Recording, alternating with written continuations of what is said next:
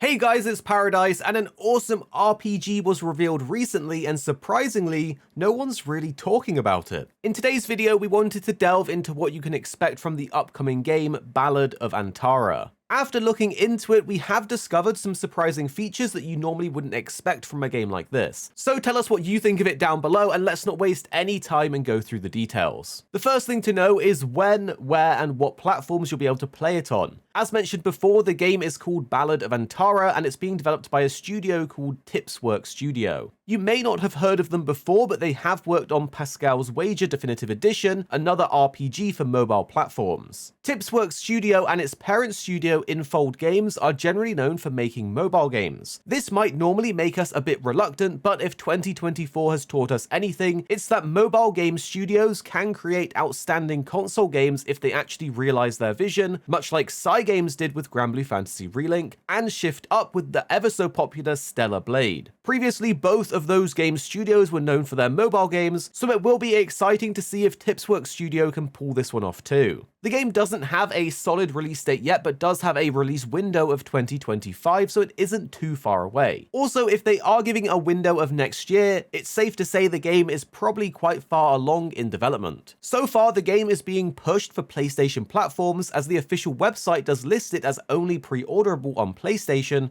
with no mention of other platforms yet. However, the official Twitter bio does say, "Welcome to the official X account for Ballad of Antara, an upcoming multi-platform fantasy action RPG from Infold Games." This does suggest that the game will of course be multi-platform, but we'll have to wait and see for more official confirmation. So what exactly is the game about? Well, it's set in the world of Antara, which is intertwined with a mythical realm called Para. The storyline revolves around an ancient force that has invaded Antara, twisting and corrupting the land. In the game, you will embark on a journey with a mysterious girl named Dromos, whose mission is to reunite the world. As they traverse both the normal world and Para, they will encounter emissaries. These emissaries are cool and play a significant role in both combat and exploration, each offering unique skills and stories. The goal of the game is to essentially restore balance to the world and undo the devastation caused by the invading force. There isn't too much known about the gameplay, but some official information does give us some insights. One of the biggest reveals is that even though the game will have a strong single-player narrative, there will also be an option for multiplayer co-op supporting up to 3 players. This was very surprising because nothing in the trailer indicated that the game would actually have a multiplayer component. It'll be very interesting to see how this plays out,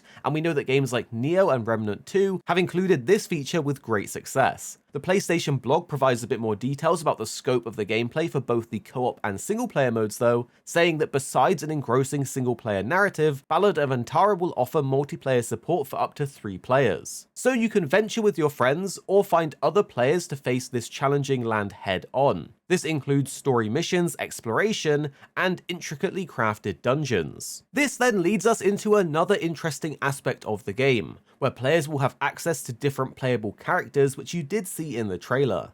These emissaries come with unique skills, meaning you'll be able to find one that suits your playstyle, and in the trailer we got to see 3 or 4 of these classes revealed. Near the start of the trailer we got a shot of all 3 emissaries, a towering, hulking golem-like character, a lady with a bow, and a man wielding a flaming sword. During the trailer, we then got to see each of them in action, and you can see the sword-wielding man performing wide and quick slashing AoE attacks, which looked really cool, the bow lady performing some evasive dodge attacks from a distance, and the hulking figure wiping out enemies by swinging a chain club weapon. On top of this, if you paid close attention, you got to see a glimpse of a lady with a polearm focusing on some single targets. There isn't too much details on how the combat will work exactly, but hopefully more is going to be revealed later. Each character does have their own skills though, and the trailer also highlights how the emissaries can travel between worlds using a bell to create a portal that goes into Para. To be honest, we were quite impressed by the trailer, and we can't wait to see if the game lives up to its promise. The devs have said that the game has been in development for over 4 years, which is quite a significant undertaking. The boss fights appeared to have a similar structure to games like Black Myth Wukong and Stellar Blade,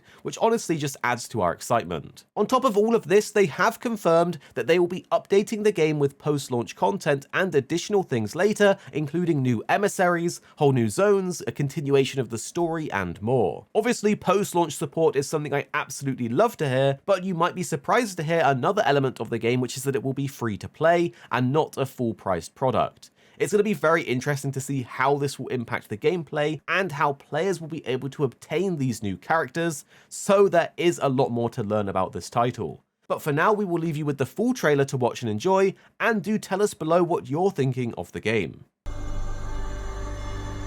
Cute. I have seen the miracles you so claim. Until the towering shadows vanished into the mist. I pray for their grace, but all that came were inferior shades. Why do we have to bear the consequences of such powers? Time. War. Mortality. These essences shall not fall into your treacherous hands.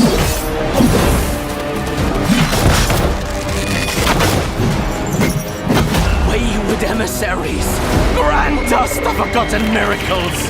Rain fire from above. This desolate land needs a sprinkle of madness. Remember, no matter what happens, we did not betray this world.